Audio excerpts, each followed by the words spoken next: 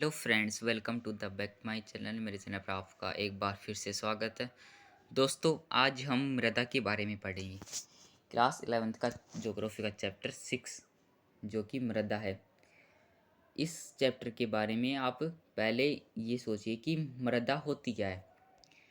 आप सब देखते होंगे, रोज़ मृदा को देखते होंगे, यानी कि मिट्टी को। लेकिन आप इसकी सही सही परिभाषा नहीं दे सकते कि मृदा होती क्या है। आप जानते ज़रूर हैं, लेकिन इसे अपनी भाषा में इसे बता नहीं सकते कि मृदा होती क्या है। तो आप सोचने की कोशिश कीजिए कि मुझे अगर कोई पूछ ले कि मृदा होती क्या है, तो मैं उसे बताऊंगा कैसे कि मृदा है क्या।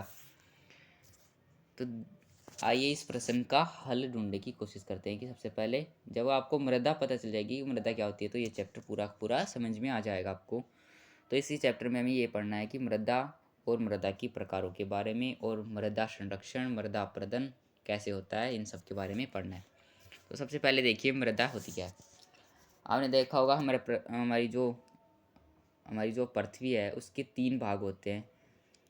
सबसे पहले भूपर्टी, फिर उससे नीचे मेंटल, फिर उससे नीचे क्रोड। तो जो ऊपर वाली परत है उसे हम भूपर्टी कहते हैं। तो जो भूपर्टी होती है, तो वही मृदा है। उसी के अंदर जो जो भी जैव रासायनिक जो भी पदार्थ मिलते हैं, वो सब मृदा निर्माण करते हैं। जैसे मान लीजिए हम कोई भी जो सब्जी वगैरह जो सड़ गल जाती है, और जो गांव में तो ये खासकर होता है कि जो सब्जियों के जो छिलके वगैरह होते हैं उनको खाद के रूप में काम लिया जाता है। और जो भैंसों का जो जो गोबर वगैरह होता है, मलमूत्र होता है, उन सबको खाद के रूप में काम लिया जाता है। तो वो खाद खेतों में डाली जाती है, तो वो खाद मृदा का रूप ले लेती है, जिससे कि फसल उपजाऊ होती है।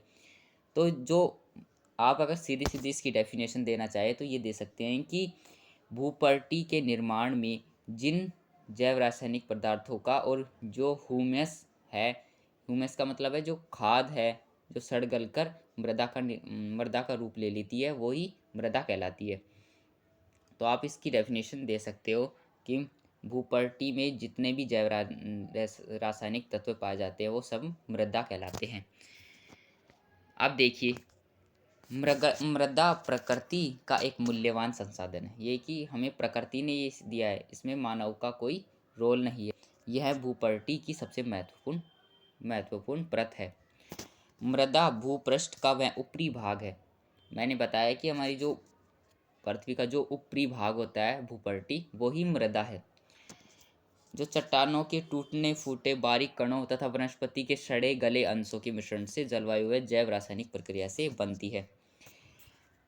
कुछ मृदा तो पहाड़ों से टूटकर, जब बारिश वगैरह होती है तो उसे पहाड़ों से टूटकर जो पत्थर आते हैं, उनके कण होते हैं, उनसे बनती है। और कुछ जैव रासायनिक जो तत्व होते हैं सड़ गल कर, उनसे मृदा बनती है। इन दोनों से मिश्रित होकर मृदा बनती है।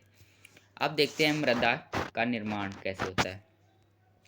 वही मृदा का निर्माण, मृदा के निर्माण की प्रक्रिया बहुत जटिल है। मृदा निर्माण को प्रभावित करने वाले कारक है जनक सामग्री अथवा मूल पदार्थ। मृदा का निर्माण करने वाला मूल पदार्थ चट्टानों से प्राप्त होते हैं। चट्टानों के फूटने से मृदा का निर्माण होता है। यानी कि मृदा का निर्माण होने की प्रक्रिया बहुत ही कठिन है, बहुत ही लंबी प्रक्रिया है।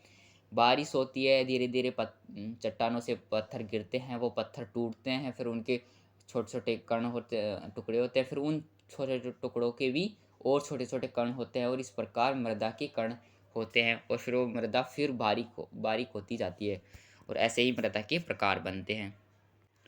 अब देखते हैं मृदा के प्रकार। हमें इस चैप्टर में मृदा के क्या क्या प्रकार पढ़ने हैं। जलोढ़ मृदा, लैटराइट मृदा, काली मृदा, लाल एवं पीली मृदा, शुष्क मृदा और लवण मृदा। ये सब हमें प्रकार इस चैप्टर में पढ़ने हैं। तो सबसे पहले देखिए कि जो जलोढ़ मृदा होती है, इसे सबसे उपजाऊ मिट्टी माना जाता है, क्योंकि ज़्यादातर खेती इसी मृदा पर होती है। जो भी हमारे देश में जितने भी राज्य हैं, उनमें जो खेती होती है वो ज़्यादातर इसी मृदा पर होती है, क्योंकि इसमें फॉस्फोरस और पोटाश की मात्रा अत्यधिक होती है। इसलिए इस मृदा पर ही खेती अत्यधिक की जाती है। तो देखते हैं इन प्रकारों की क्या क्या विशेषता है और कौन सी मृदा कहाँ पर पाई जाती है। देखिए जलोढ़ मृदा, उत्तर भारत का विशाल मैदान इसी मृदा से बना हुआ है। जो भी हमारा उत्तर भारत है, राजस्थान से ऊपर ऊपर के जो इलाके हैं, राजस्थान, गुजरात वगैरह, हरियाणा, पंजाब, उत्तर प्रदेश के जो भी इलाके हैं, वो सब इस मृदा से बने हुए हैं। ये मृदा का नाम जलोढ़ कैसे पड़ा? देखिए, जल प्लस ओढ़, जल अपने साथ कुछ कण लाएगा, यानी कि जल अपने साथ बहाकर मृदा को लाता है, कुछ कण लाता है, तो उसे जलोढ़क कहा जाता है। यानी कि जल अपने साथ मृदा ला रहा है, तभी इसे जलोढ़ मृदा कहा गया। अब देखिए बनती कैसे है।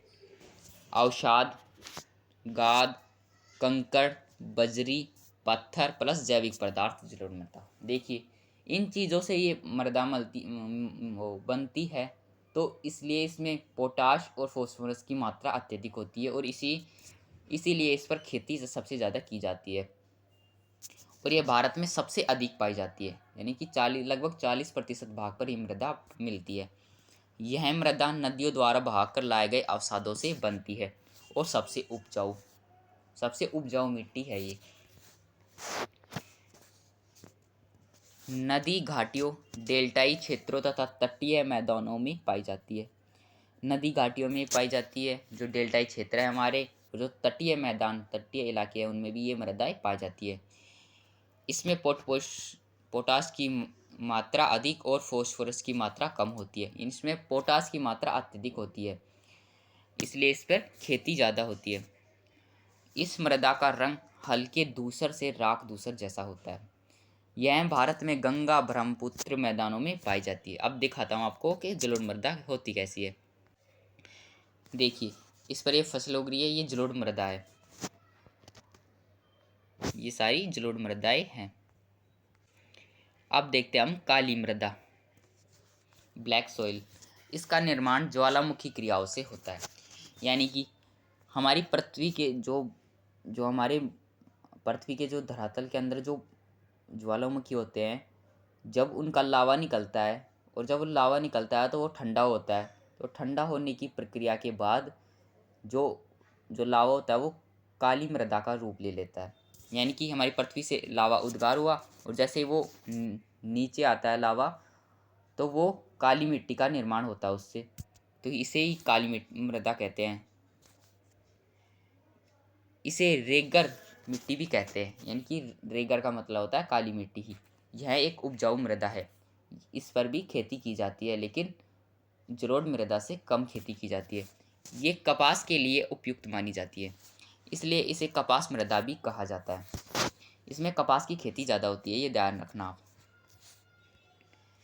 इसमें चूना, लोहा, मैग्नीशियम तथा एल्यूमिनियम जैसे तत्व अधिक पाए जाते हैं, तथा फॉस्फोरस, नाइट्रोजन तथा जैविक तत्वों की कमी होती है। इसमें लोहा जैसे तत्व अधिक पाए जाते हैं, लेकिन इसमें फॉस्फोरस, नाइट्रोजन तथा जैविक तत्वों की कमी अत्यधिक होती है। ये कौन से क्षेत्रों में पाई जाती है? दक्कन के पठार, क्योंकि दक्कन के पठार में ज़्यादा ज्वालामुखी उद्गार होता है, तो वहाँ पर ज़्यादा पाई जाती है, दक्कन ट्रैप में। अधिकतर भाग महाराष्ट्र के कुछ भाग, गुजरात, आंध्र प्रदेश तथा तमिलनाडु के कुछ भाग, इन भागों में ये पाई जाती है। ये मृदा गीली होने पर फूल जाती है तथा चिपचिपी हो जाती है। अब देखिए ये काली मृदा है, ये जब गीली होती तो ये ऐसी हो जाती है, फूल जाती है, चिपचिपी होती है। जब सूखी होती है तो इसकी परत जम जाती है और परत उखड़ने लगती है। अब देखिए लाल एवं पीली मृदा। इस मृदा का रंग लाल होता है, कहीं कहीं ये पीली देखने को मिलती है, ये राजस्थान के इलाकों में ज़्यादा पाई जाती है। यह मृदा अधिक उपजाऊ नहीं होती, इसमें नाइट्रोजन, जैविक पदार्थ तथा फॉस्फोरिक एसिड की कमी होती है। ये उपजाऊ कम होती है ये मिट्टी, यानी कि इसमें खेती कम की जाती है। जलयोजित होने के कारण यह पीली दिखाई देती है। जब ये मृदा सूखी होती है तो लाल दिखाई देती है, और जब इसमें जल की मात्रा होती है तो ये पीली दिखाई देती है। यह मृदा दक्षिण पठार के पूर्वी भाग में पाई जाती है, यानी जो दक्षिण इलाका है हमारा, उसमें ये मृदा ज़्यादा मिलती है। क्षेत्र उड़ीसा, छत्तीसगढ़ के कुछ भाग और मध्य गंगा के मैदान में ये मृदा पाई जाती है। महीन कणों वाली लाल और पीली मृदाएं उर्वर होती है। मोटे कणों वाली उच्च भूमि की मृदाएं अनुर्वर होती है। यानी कि महीन कण जो बारीक कण वाली मृदाएं होती है वो उर्वर होती है, यानी कि उन पर खेती की जा सकती है। लेकिन जो मोटे कण वाली मृदाएं होती है उन पर खेती नहीं की जा सकती। देखिए ये लाल मृदाएं हैं, इस पर जो बारीक कण होते हैं इसके उस पर खेती की जा सकती है, लेकिन जो मोटी लाल मृदा होती है उस पर खेती नहीं की जा सकती। अब देखिए लैटराइट मृदा। लैटराइट एक लैटिन भाषा का शब्द है, जिसे लेटर से बना हुआ शब्द है, जिसका अर्थ होता है ईंटें।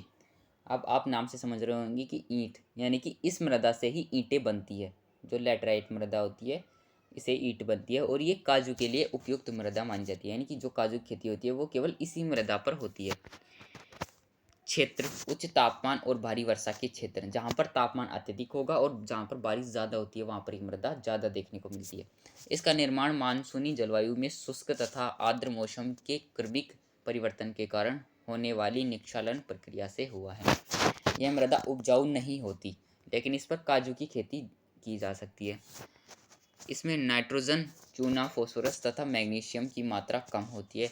यह मृदा पश्चिमी तट, तमिलनाडु, आंध्र प्रदेश, उड़ीसा, असम के पर्वतीय क्षेत्र तथा राजमहल की पहाड़ियों में मिलती है। मकान बनाने के लिए लैटराइट मृदाओं का प्रयोग ईंटें बनाने में किया जाता है, यानी कि इसी मृदा से ईंटें बनती है। और इसमें एक चीज़ और जोड़ देना आप, काजू की खेती भी इसी मृदा पर होती है, यह ध्यान रखना। देखिए लैटराइट मृदा ये है। शुष्क मृदा। अब देखिए नाम से पता चल रहा है कि ऐसी मृदा जो बिल्कुल सूखी होती है, क्योंकि जहाँ ऐसे कुछ क्षेत्र होते हैं जहाँ पर बारिश बिल्कुल भी नहीं होती तो वहाँ की मृदा सूखी हो जाती है और वहाँ पर खेती भी नहीं की जा सकती इस मृदा पर। इसका रंग लाल से लेकर किशमिश जैसा होता है।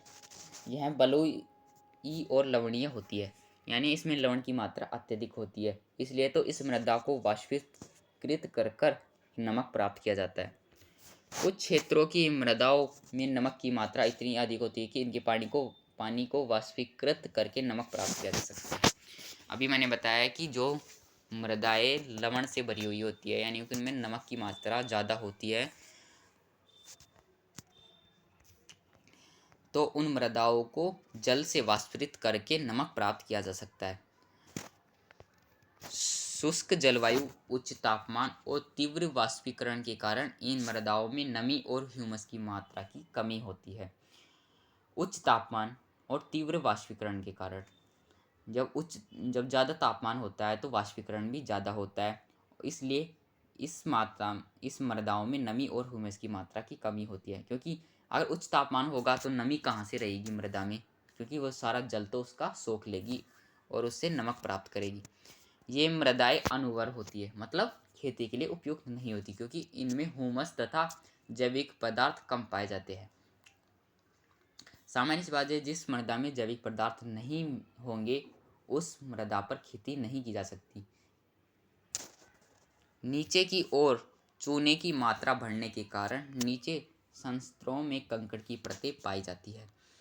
मृदा के तली संस्त्र में कंकड़ों की परतें बनने के कारण पानी का रिसाव सीमित हो जाता है।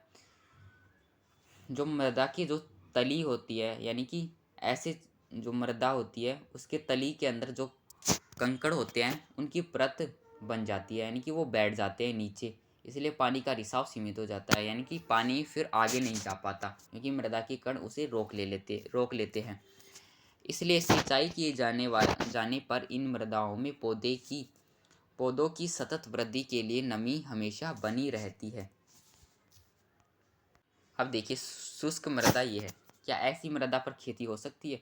बिल्कुल भी नहीं, क्योंकि इसमें जल की मात्रा बहुत ही कम है। अब देखते हैं हम लवण मृदा। नाम से पता चल रहा है कि ऐसी मृदा जिसमें नमक की मात्रा ज़्यादा होती है, शुष्क और अर्ध शुष्क तथा जलाक्रांत क्षेत्रों और अनूपों में पाई जाती है, यानी कि ये भी शुष्क क्षेत्रों में पाई जाती है। ये भी शुष्क मृदा से मिलती जुलती मृदा है। इनकी संरचना बलुई से लेकर धूमट्टी तक होती है।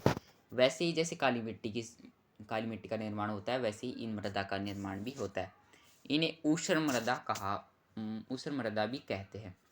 सोडियम, पोटेशियम, मैग्नीशियम अधिक अनुर्वर और किसी भी प्रकार की वनस्पति नहीं उगती। यानी कि इस मृदा पर किसी भी प्रकार की वनस्पति नहीं उगती, क्योंकि इस मृदा में लवण की मात्रा अत्यधिक होती है। और अगर लवण की मात्रा अत्यधिक होती है तो कोई भी फसल इस पर उगाई नहीं जा सकती, क्योंकि वो फसल भी फिर लवणीय होगी। पहली बात तो उगी नहीं सकती कोई फसल। शुष्क जलवायु और खराब अफवाह के कारण इनमें लवणों की मात्रा बढ़ जाती है। शुष्क जलवायु के कारण, क्योंकि कभी बारिश होती नहीं और इसलिए मृदाएं सूखी पड़ी रहती है। और ख़राब अफवाह के कारण, जब पानी का अफवाह खराब दिशा की ओर होता है तो इनमें लवणों की मात्रा बढ़ जाती है। और कुछ समुद्र होते हैं जिनमें लवण की मात्रा पाई जाती है, वो भी इसमें आकर मिल जाते हैं। कच्छ के रण में दक्षिणी पश्चिमी मानसून के साथ नमक के कण हो आते हैं, जो एक पपड़ी के रूप में ऊपरी सतह पर जमा हो जाते हैं। जो पश्चिमी मानसून है उसके साथ नमक के कण भी आते हैं, इसलिए इस मिट्टी में लवण की मात्रा अत्यधिक हो जाती है, क्योंकि जो जल आता है वो अपने साथ नमक बहा कर लाता है। डेल्टा प्रदेश में समुद्री जल के भर जाने से लवण मृदाओं के विकास को बढ़ावा मिलता है। अत्यधिक सिंचाई वाले गहन कृषि क्षेत्रों में, विशेष रूप से हरित क्रांति वाले क्षेत्रों में, उपजाऊ जलोढ़ मृदाएं भी लवणीय होती जा रही हैं। लवणीय इसलिए होती जा रही हैं क्योंकि वनों की कटाई ज़्यादा से ज़्यादा की जा रही है, और ज़्यादा से ज़्यादा उसकी की जा रही है तो वनमूलन हो रहा है, और वनमूलन हो रहा है तो उस बारिश भी कम हो रही है। और जिस जगह पर बारिश कम होती है ना, तो वहाँ की मृदा सूखी पड़ जाती है और उसमें लवण की मात्रा अत्यधिक हो जाती है। तो सारा रोल बारिश के ऊपर है। जहाँ की क्षेत्र में बारिश ज़्यादा होगी, गीली मिट्टी हमेशा गीली रहेगी, तो वो उपजाऊ भी होगी। इसलिए तो यहाँ की मृदा सूखी होती है, क्योंकि यहाँ पर बारिश बहुत कम होती है। तो गाइज इसका फर्स्ट पार्ट यहीं पे ख़त्म होता है। सेकंड पार्ट में हम 2-3 जो इसके वो बचे हैं, मृदा अवकर्षण, मृदा अपरदन, मृदा संरक्षण, इनके बारे में हम पढ़ेंगे। तो इस पार्ट में हमने मृदा और मृदा के प्रकारों के बारे में पढ़ा है। नेक्स्ट पार्ट में हम जो इसका टॉपिक बच गया है उसके बारे में पढ़ेंगे। तो नेक्स्ट वीडियो भी जल्दी आएगी, तब तक के लिए बाय, धन्यवाद।